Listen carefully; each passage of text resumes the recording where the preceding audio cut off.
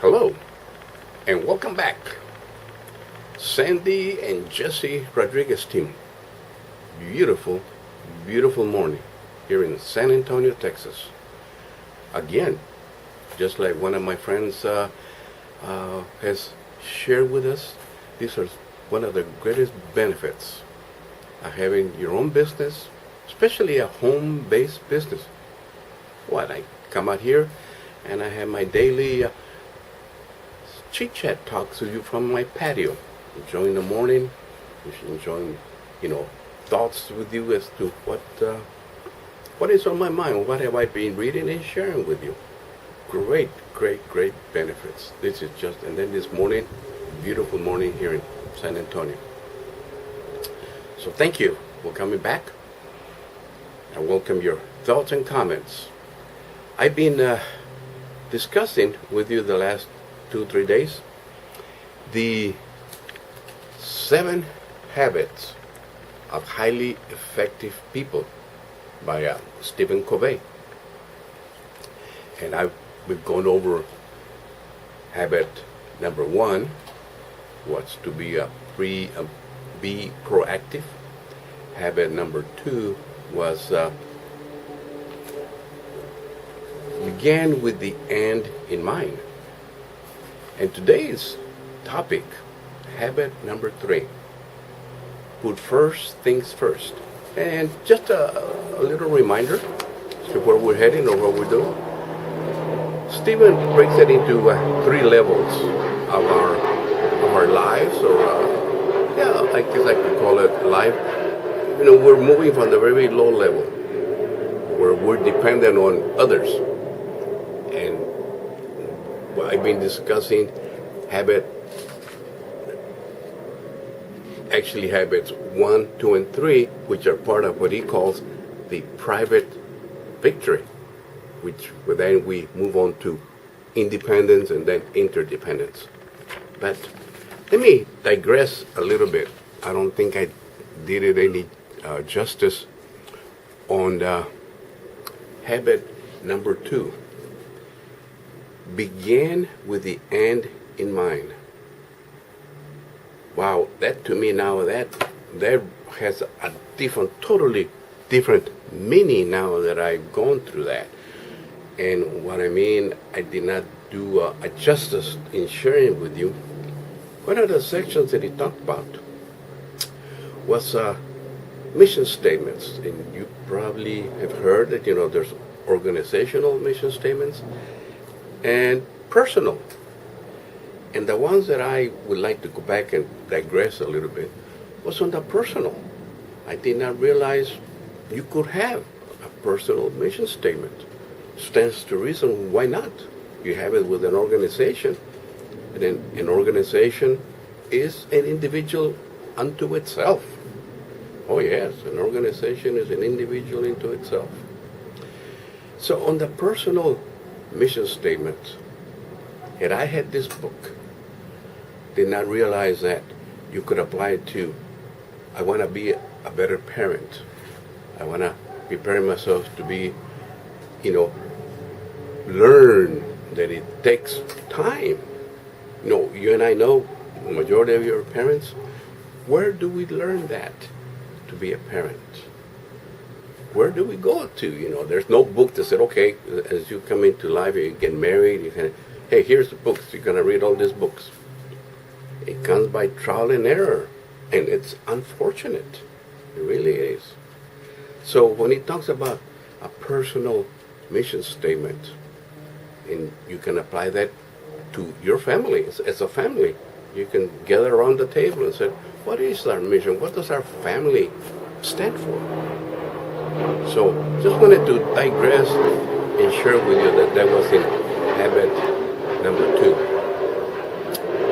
Now, today's topic is habit number 3. Put first things first. And at the conclusion, I will share 2 vital questions, which I will read from the book, so I won't, mess it up in reading them. In habit number 3, Stephen reminds us what the differences between leadership and management. I had always had a viewpoint that there was a difference, or there is a difference, and sure enough, Stephen goes on to give examples of what is a good leader, or what a good leader should be doing versus management. And he shares with us in the book how in his workshops that he was going around through the country, one time a gentleman came up to him and told him that he had been in one of his workshops and that he had totally taken a different viewpoint of himself, and he was changing. He was turning over the management of his company to those people that he had hired.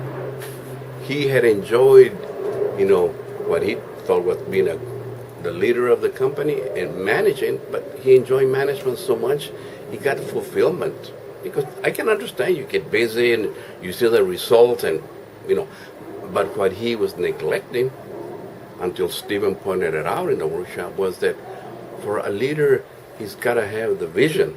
Where is the company headed? Are they doing the right things? We're changing. This world is changing every day. A product comes in, and before you know it, no longer needed. So a company has to keep up with what is the demand out there. So that's the vision of a leader, not to be managing the day-to-day activities. So he talks about managing yourself effectively. It's in habit number 3. And that throughout our country, throughout time, we go through generations. And Stephen Covey covers a particular section on time management. And he talks about that throughout the different generations, there's a different definition of what is time management. What would they call that, and that in today, we're in the 4th generation. And they talk about time management. It's a misnomer. Yes, time management is a misnomer in today's generation. Time management is not about managing time, but about managing ourselves. Yes, I find that, wow, that is so true. Very so true. And if you look at the title, what happened number 3, put first things first. And in the exercises that we have in the habit number 3, Stephen walks us through those different quadrants. And then you start understanding what he means by that. That you start what they mean by managing ourselves. What is important? What is urgent? So it's quite involved. That's why, if I may go back to what I suggested before, this is not a book just to read and go through like I'm doing and then put back in the shelf. No, I'll have to have it by my side and refer to it. It's a reference. No. So what did Stephen talk about in this particular situation that I may have at hand? So I invite you to get your own copy and see what you think. I'd be very, very interested in hearing your comments later on. So your comments, please. Your thoughts on habit number 3. Put first things first, of the 7 habits of highly effective people. Now, I haven't forgotten. I was going to share with you 2 vital questions. And I'll have to read them to you so I don't, misread them. And see if you could answer them for me at the conclusion of the video. I would be very curious. Question number 1. What one thing could you do you aren't doing now that if you did on a regular basis would make a tremendous positive difference in your personal life? What one thing could you do you aren't doing now that if you did on a regular basis would make a tremendous positive difference in your personal life? That's question number one, personal life. Number two, what one thing in your business or professional life would bring similar results as that asked of question one? Think about those. And I will welcome your thoughts and comments, remarks. Again, Sandy and Jesse Rodriguez team, I bid you a good day. Take good care of each other.